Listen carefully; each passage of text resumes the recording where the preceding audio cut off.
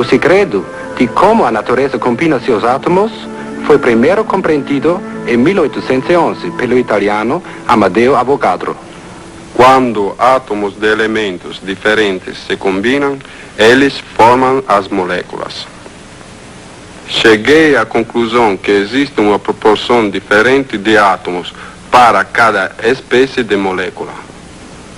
Por exemplo, quando um átomo de oxigênio se junta a dois de hidrogênio, eles formam a molécula mais comum da natureza, H2O, a água. Uma simples gota d'água contém bilhões e bilhões de moléculas.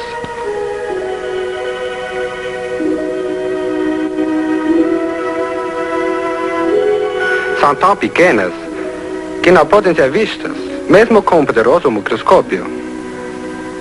Mesmo assim, o microscópio revela um fato importante sobre átomos e moléculas. Ele mostra que estão em movimento constante. Aqui estão partículas de poeira numa gota d'água. E vocês podem observar que se movem empurradas pelas moléculas d'água. Foi há mais de 100 anos que o microscópio revelou pela primeira vez que átomos e moléculas estão sempre em movimento. Agora, numa chama, por exemplo, o movimento dos átomos e das moléculas é extremamente violento. E é por isso que a chama é quente. Em nossa pele, há órgãos que podem sentir esse movimento na forma de calor ou mesmo de dor. No vidro, ao contrário, as moléculas se movem mais devagar. E por isso nos transmite uma sensação mais normal. No gelo, as moléculas também se movem, mas muito lentamente. Por isso, o gelo é frio.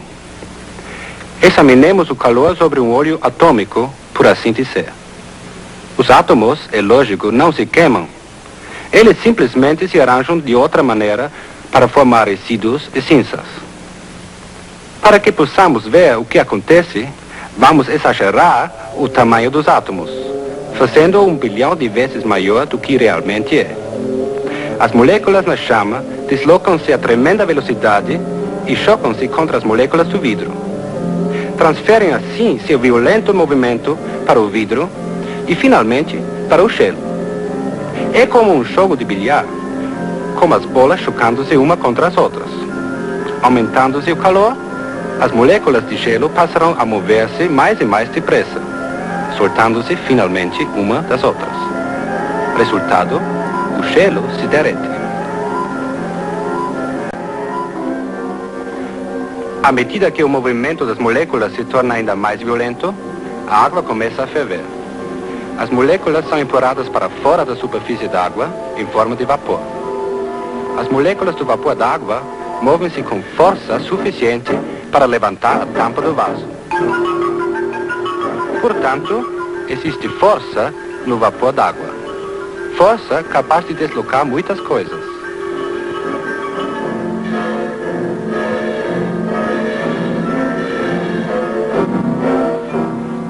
O aproveitamento da força do vapor d'água marcou o advento da era mecânica.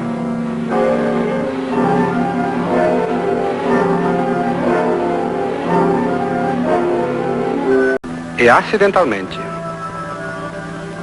a descoberta foi feita por Henri Becquerel, um francês e cientista. Hoje, eu descobri algo bem estranho. Eu tinha deixado uma pedra de urânio em cima de uma chapa fotográfica virgem, numa gaveta fechada. Descobri mais tarde que a chapa tinha sido afetada por uma luz qualquer.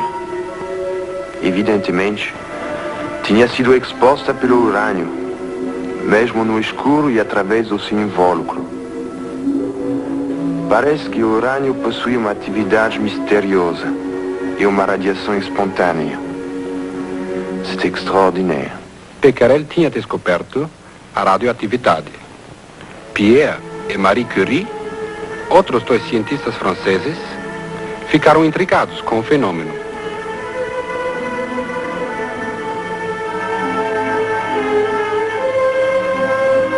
E enquanto procuravam descobrir a fonte de radiação do urânio, descobriram um novo elemento, capaz de emitir raios ainda mais fortes. Veja, um novo elemento. E como é radiante! Brilha até no escuro. Vamos chamá-lo de rádio. O rádio mostrou ser uma fonte misteriosa de energia. Esse surpreendente elemento emitia raios contínua e interminavelmente. Isso contrariava todas as leis científicas daquela época. Como poderia tão pequena massa conter tanta energia? Esse mistério veio perturbar os fundamentos da ciência. Finalmente, foi explicado em 1905, quando Albert Einstein descobriu uma nova e importante lei física, que toda massa contém uma tremenda quantidade de energia. E representar energia. M é a massa do corpo. E C é a velocidade da luz. Ora, C ao quadrado é um grande número. Portanto, até mesmo quando multiplicado por uma pequena quantidade de massa, o resultado é uma grande quantidade de energia. Essa é uma explicação científica, mas seu profundo significado pode ser melhor compreendido através da nossa fábula. Einstein, como pescador, descobriu que uma grande força estava contida num pequeno vaso. O rádio emite sem parar pequenas porções da sua energia por meio de radiação, um pouquinho por segundo. Mas o rádio tem tanta energia que sua atividade pode continuar por muitos milhares de anos. Esses raios de energia eram, na realidade, fragmentos dos átomos que se partiam. Assim, o átomo não poderia ser mais considerado como a menor partícula na natureza. Evidentemente, o átomo não era indestrutível. Mas então, o que era? O primeiro a chegar perto da resposta foi Lord Ernest Rutherford, físico inglês. O ano 1911. Entreguei hoje os fragmentos emitidos pelo rádio para estudar a natureza do átomo. Coloquei uma pequena massa de rádio dentro de um bloco sólido de chumbo. O chumbo absorveu todos os raios, exceto os que podiam escapar por um orifício no bloco. Eu construíra uma espécie de revólver atômico. Para fazer os raios visíveis, usei uma tela fluorescente. Para alvo, escolhi uma folha finíssima de ouro. Mas, para minha surpresa, as balas de meu revólver atômico passaram pela folha de ouro como se ela não estivesse lá. Era como se eu atirasse contra um fantasma. Isso era de fato surpreendente, porque a folha de ouro era uma parede sólida de 2000 átomos de espessura. Por conseguinte, o átomo não pode ser tão sólido como sempre pensei. Então, inesperadamente, uma das balas atômicas ricocheteou, como se atingisse alguma coisa sólida.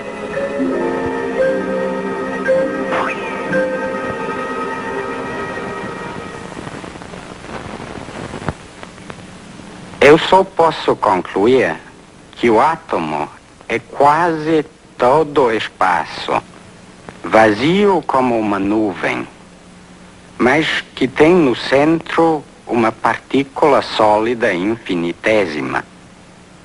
Uma partícula sólida no centro do átomo. Vou chamá-la de o núcleo do átomo. Com a descoberta do núcleo do átomo, os cientistas começaram a compreender como a natureza faz seus átomos. A periferia do átomo parece sólida, como um ventilador em movimento parece ser uma roda sólida girando. Na verdade, A periferia do átomo é composta de pequenas partículas elétricas girando ao redor do núcleo, como planetas circulando ao redor do Sol.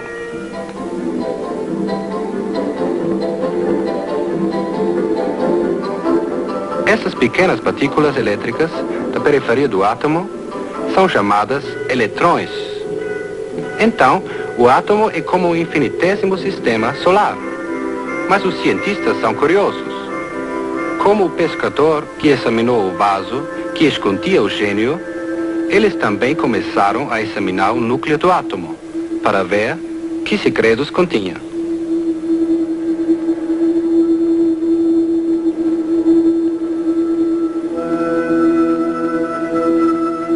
Descobriram assim que o núcleo do átomo era composto de pequenas partículas elétricas. Deram-lhes o nome de prótons, que significa partículas primárias. Mais tarde, outras partículas foram descobertas no núcleo.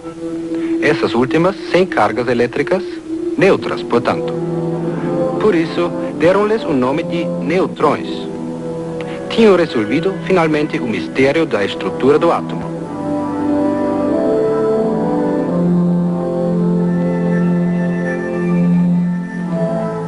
Como é surpreendente a natureza! Há um número infinito de sistemas solares de Sol atômico e de planetas atômicos em tudo que nos cerca.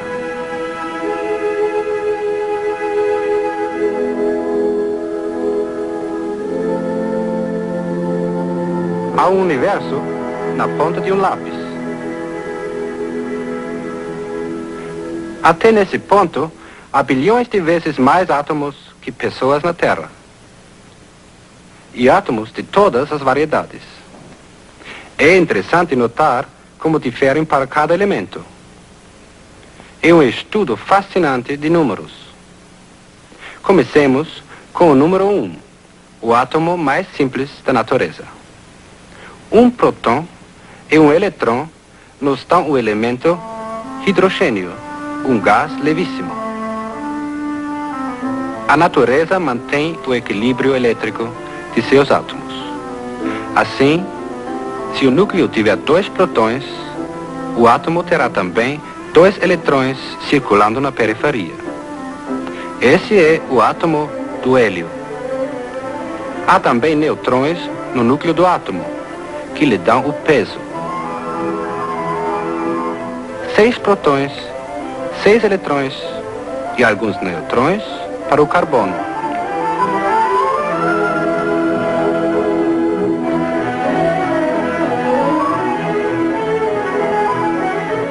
Dezesseis de cada para o enxofre.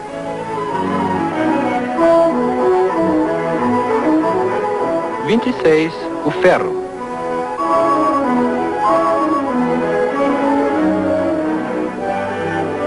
Quarenta e 47 a prata.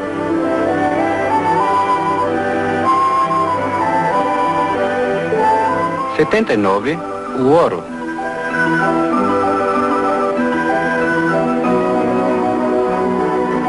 Noventa e 92 o urânio, o famoso elemento radioativo.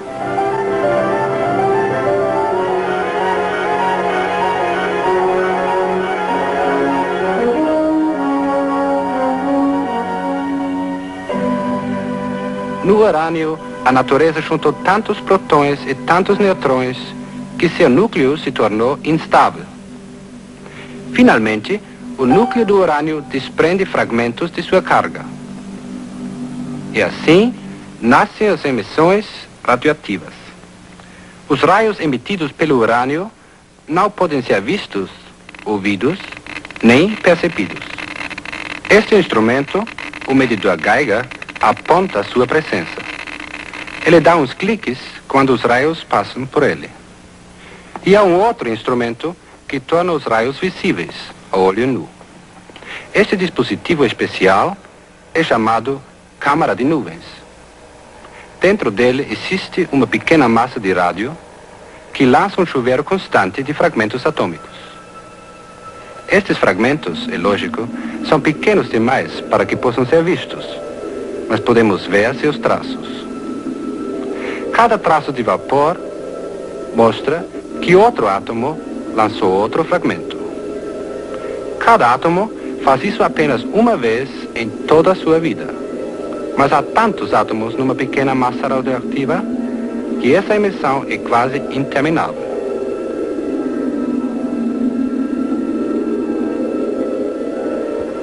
Podemos dizer que o átomo radioativo é como uma ratoeira.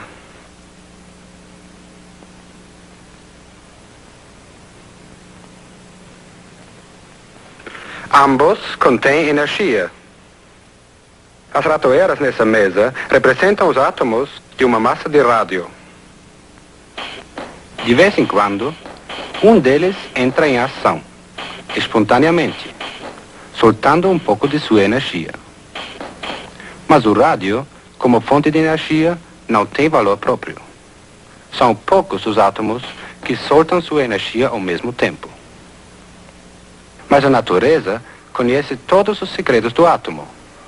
Desde a aurora do mundo, que ela vem usando a energia atômica para acionar seu universo e acender as luzes do céu.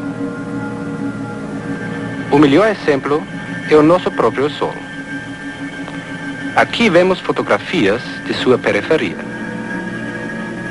Essa tremenda emissão de energia vem do fogo atômico, dentro da massa solar. Se isso fosse uma combustão ordinária, o Sol finalmente se reduziria a cinzas. Mas essa energia é produzida pelos átomos, e o Sol continuará a brilhar ainda por bilhões de anos.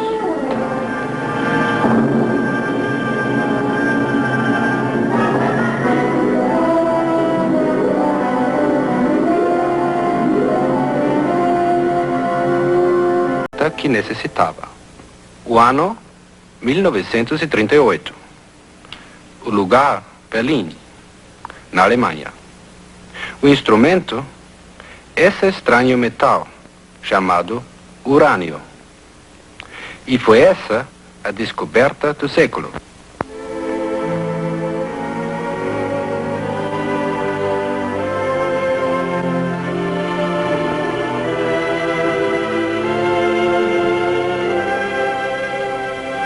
Otto Hahn e Fritz Strassmann estudavam o átomo de urânio. Como Rutherford, empregaram balas atômicas. Usaram os neutrões do átomo em suas experiências. As partículas neutras escondidas no núcleo do átomo. Sendo neutro, o neutrão não é desviado pela carga elétrica dos átomos e passa por eles em linha reta. Finalmente, o neutrão encontrou o núcleo do átomo. O núcleo do urânio abriu-se em dois. O homem realizara a desintegração do átomo. Mas isso não foi só. O núcleo do átomo de urânio reproduziu outros dois núcleos. Uma bala foi usada para dividir o átomo e outros dois foram criados no processo. Agora temos dois neutrões para dividir dois átomos. Isso se tornou um prospecto fabuloso. Uma cadeia de reações nucleares. Voltemos agora às nossas ratoeiras. Podemos criar uma cadeia de reações com elas. Usaremos duas bolas de ping-pong para representar os neutrões. Serão lançadas quando o átomo se dividir. As ratoeiras representam os átomos que entrarão no jogo. Estão preparadas, carregadas e prontas para a saída. O necessário é um neutrão para dar início a uma ratoeira. As duas bolas de ping-pong que forem lançadas irão acionar outras duas ratoeiras. Sei que já imaginam o que vai acontecer. Vejam.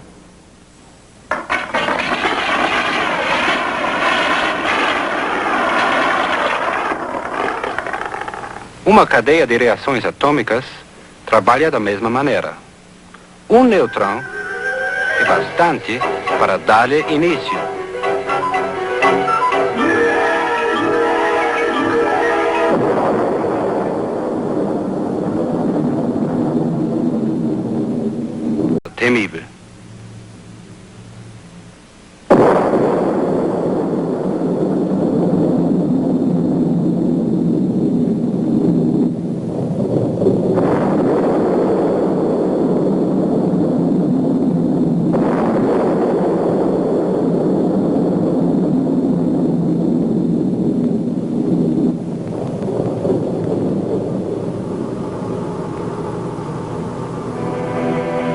primeira explosão atômica chocou o mundo.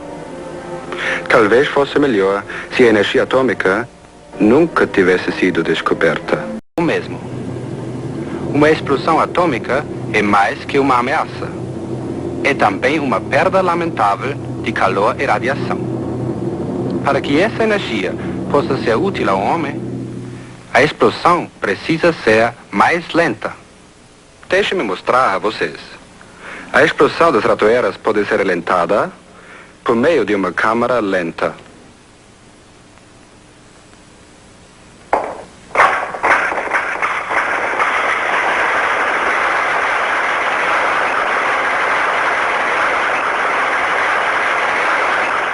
Como podem ver, a cadeia de reações agora é mais vagarosa. A energia é propagada devagar. E o calor e a radiação se desenvolvem dentro de limites úteis. Os cientistas produzem reações mais lentas no famoso reator atômico. O reator atômico não passa de um forno de grossas paredes de concreto, dentro do qual está o fogo atômico. Blocos de urânio servem como combustível.